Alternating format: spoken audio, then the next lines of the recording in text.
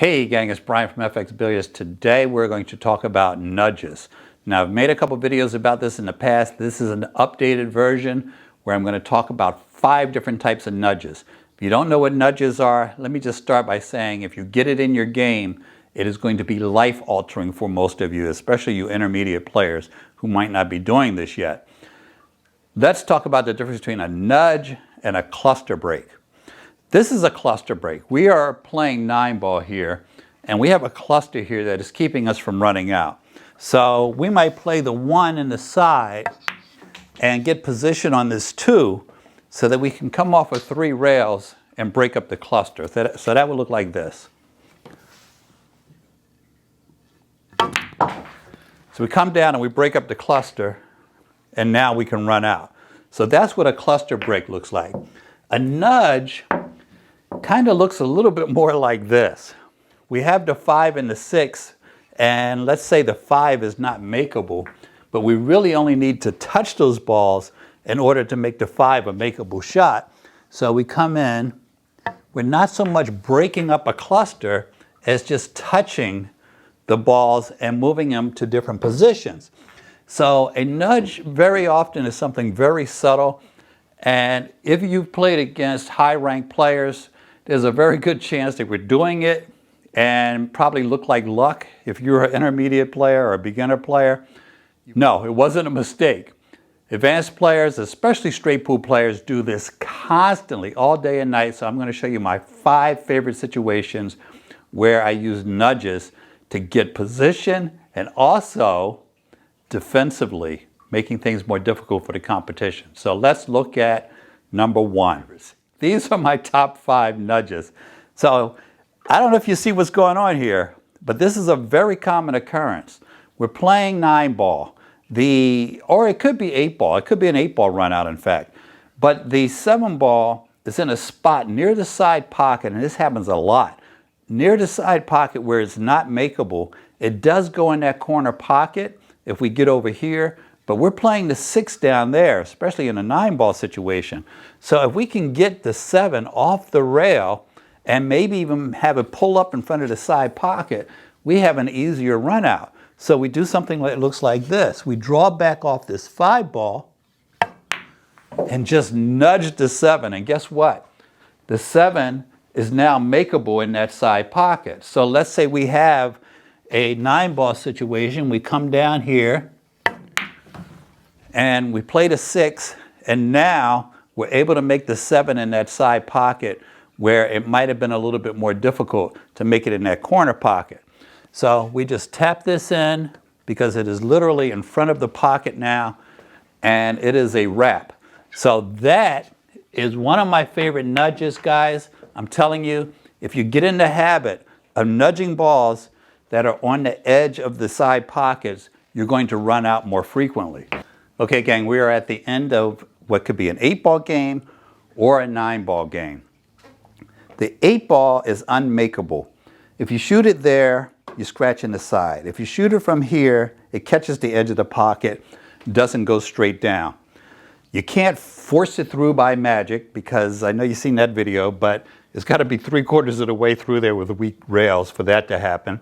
So what we're going to do is get on this side of the 6 because we're going to play these in rotation. If we were playing 8-ball, the easiest route would be play the 6 after playing the 7 and then shoot the 6 off of the 8-ball.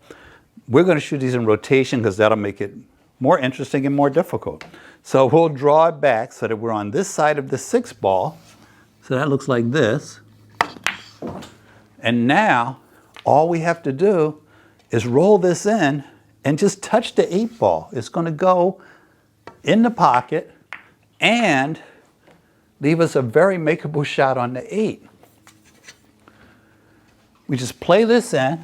I'm not going to put anything on this. I'm just going to take my medicine, as they say, and take this long shot on the 8 instead of getting greedy. We'll stun this and we will be out. So 8-ball or 9-ball, this is for the 9-ball players. We are out. Why? Because we took care of that shot. And if we were playing 8-ball, it would have been a lot easier. We would have played the 7, and then the 6, then the 5, then the 8, in that order. I always tell them, don't block the pockets. It's not going to do you any good. We are on the solids here. Our opponent has this pocket blocked, so he thinks. We can't get our 8-ball here. 8-ball is ours, remember? Always. So what we need to do is unblock this, nudge the 9-ball into pocket, and we're going to be out. We have more than one opportunity to make this happen. So what we're going to do, we'll take our first shot. We'll play the 7 and then take a shot at this 9-ball. So this looks like this. And now we can play the 6, get on the 1, get on the 4, and we're out. What happens if we don't make that exotic draw shot? We get on the 6, we get on the 1 and give ourselves an angle to come and get on the 9. There's a lot of different things we could have done to get over here. But what you want to do is work on it as soon as possible. That way, if your nice little draw shot doesn't work to get on it, then maybe it is a shot off of the 1-ball here. Or maybe you have to shoot the 4 to get on the 1 in such a way that you can get here. But there's other ways to do it, but you want to get at it early in case you have to take 2 or 3 swipes at it. So keep that one in mind.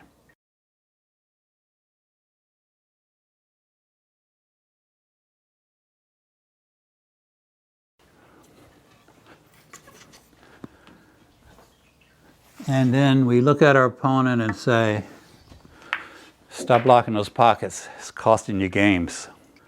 Had a guy come to me once in a pool. He said, you know what my favorite of your videos are? The nudge videos. I like that nudging thing, but I never get to use it. I said, well, you probably get to use it, you just don't recognize it. So you have this layout and you say, okay, if I nudge that 7-12, then I have a chance to run out. So what do? One of the things you could do is put yourself on the 2-ball in a way that you could do that. Just shoot a little stun, roll it down, make sure you're on the correct side of the 2. I'll play this with high left. We break those up and you say, well, you're not on that 7-ball, Bryan. That's okay. All we need to do is make it so that it's makeable. We don't actually have to put it in the pocket or get it in front of the pocket. Just put it somewhere that it is makeable. And we have a situation here, it's a terrible back cut, but it's not even a back cut, it's just a very thin cut. But I can get on this 7 from the 5 from here, so I'll play this with a bunch of, a little bit of left, but a lot of high. We come down and we get on this 7-ball. So see, we can get on the 7. But the point is, we went after it with a plan. We had a plan to get position on that. I know some people go nuts if I don't finish these out. So let me finish them out for you. There was another way that we could get on it. That cluster, the 12-7, there are 3 balls on the table that are ours, and all 3 of them are connected to that cluster. So we could shoot a draw shot, actually not even a draw, just a little tiny bit of draw off of this 6 and nudge those balls and put that 7 in a pretty decent spot. I think since we can make the 7 from here, we're out. So now, let's get really cool on this. We'll shoot a 4-ball, draw it back, put ourselves on the 5, and obviously we're going to be out from here. But we recognized that that situation was there. Let's finish these off.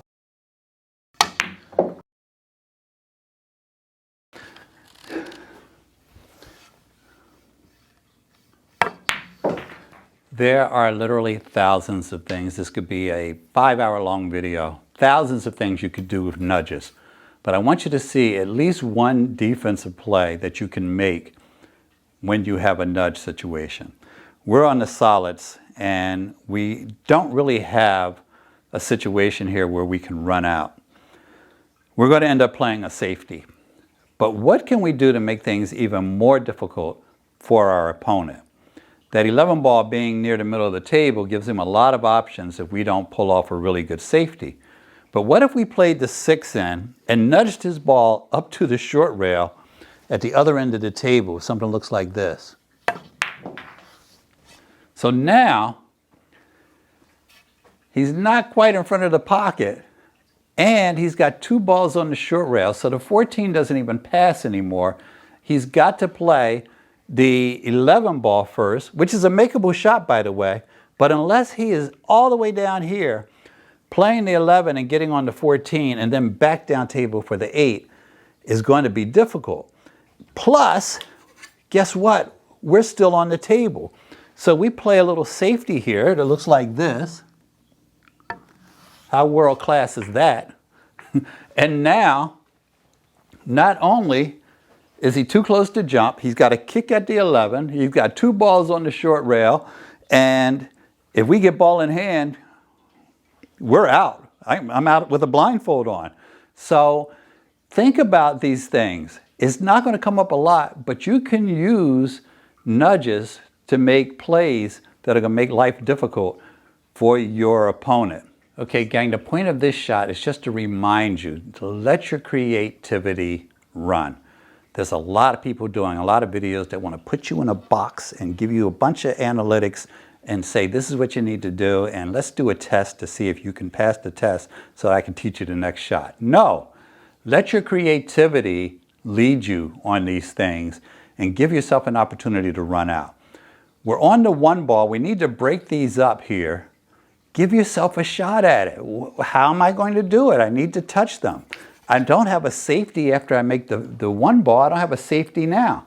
So what I'm going to do is play this with high left, come off of those 2 rails, have a target here that I can go after. And you know what? If I hadn't hit them, I'm still pretty much in the same shape that I would have been anyway. So why not go after them? You need to see these situations and give them a crack. And just touching them a lot of times will put you out. So we broke up the cluster. It worked out well. To stay on the 8. We do just that, a little bit of draw, and then it's a wrap. The moral of the story is, you're not going to see these same layouts, but think about these things, different ways you can get to these little nudges and make things happen. If you really want to work on this, if you really want an opportunity to work on these nudges, shoot racks, just full racks of 15 balls, and look for opportunities along the way to nudge different situations. Don't forget to hit the subscribe button. I know you learned something today. Give us a thumbs up. Hit me in the comments. Let me know how you're making out. And I appreciate you watching. Have a great day.